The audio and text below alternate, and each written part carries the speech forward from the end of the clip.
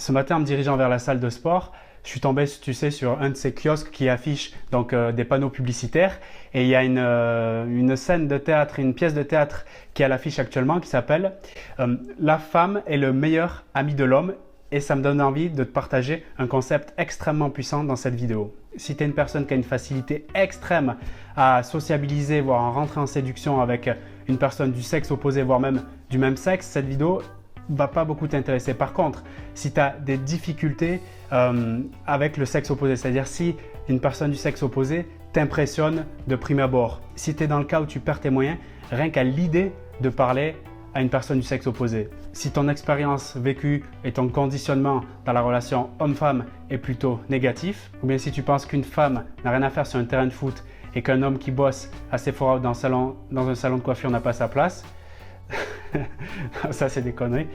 Dans ces cas-là, j'ai un bon moyen pour te permettre de faciliter tes relations donc avec le sexe opposé, bien sûr si c'est ta démarche, si c'est ta demande, si c'est ton envie. Ce principe puissant, plus qu'une astuce, ça te permettra de diminuer tes peurs dans cette relation homme-femme.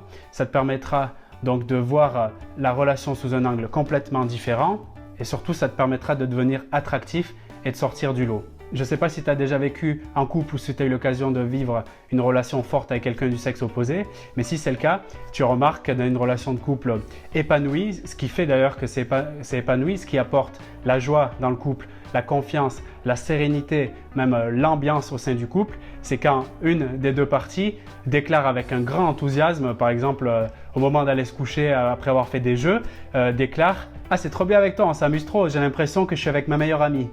Et c'est dans ce genre de phrases qui paraissent anodines qu'en fait tout ce concept, tout ce principe prend naissance. Parce que tu connais sans doute le concept un peu popularisé par les films américains qui s'appelle la friend zone. Donc c'est plus adapté, en tout cas on l'utilise plus pour parler de la relation homme-femme dans la séduction, dans la drague. C'est ce principe qui consiste à laisser imaginer que quand on devient trop proche de la femme ou de l'homme et qu'on fait ami-ami avec elle, on ne peut pas se rapprocher de la séduction, de l'objectif qu'on avait, donc de rentrer en couple avec cette personne. Tout ça parce qu'il y a des comportements amicaux qui sont venus se mettre au milieu de la phase de séduction et qui foutent en l'air donc la tentative de séduction et de s'approcher de la personne, on va dire plus intimement. Et ce qui se met en place, qui fait le principe qui ne marche pas, donc on appelle la friend zone, qui n'est pas favorable en tout cas pour une réussite sentimentale, c'est qu'il y a, ce que j'ai noté, il y a trop de gentillesse sans caractère, sans saveur dans l'échange qui crée la friend zone. Il y a une rigolade qui est possible mais sans plus, tu vois, c'est pas la folie. Et pour moi, on va pas en parler 2 heures, mais pour le portrait, l'illustration de la friend zone et ce qui fait que les relations hommes-femmes, elles ne peuvent pas fonctionner en tout cas en termes de sentiments, de relations amoureuses on va dire, c'est le fait que c'est un peu fade et l'illustration que j'en fais, c'est que c'est la femme qui marche devant, tu vois, au supermarché, le mec qui est derrière avec la tête baissée comme ça, en train de ruminer, qui est en train de porter ses sacs et lui dans sa tête il est en train de se dire « Oh, pourquoi elle m'a raconté l'histoire avec son mec et tout, je suis dégoûté, moi j'ai envie de me la taper ». Voilà. Ça c'est vraiment le portrait typique de la friend zone.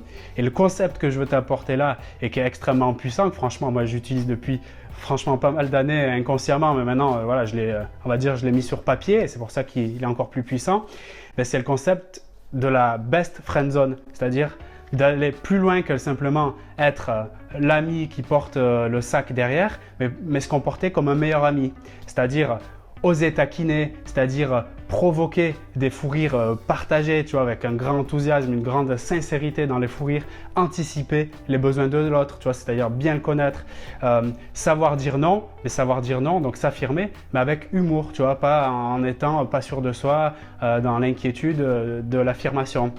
Donc voilà ce qui fait la différence entre la friend zone et la best friend zone. La best friend zone, en fait, c'est l'état d'excellence pour moi. Et je précise bien, et c'est ça qui fait la différence, que dans toute relation, que ce soit la nature et le niveau d'étape de la relation, donc quand je dis la nature, c'est-à-dire que ce soit une relation de séduction, une relation de frères et sœurs, une relation collègue de sexe opposé ou bien hiérarchique, c'est-à-dire employé-mec, chef-femme ou inversement.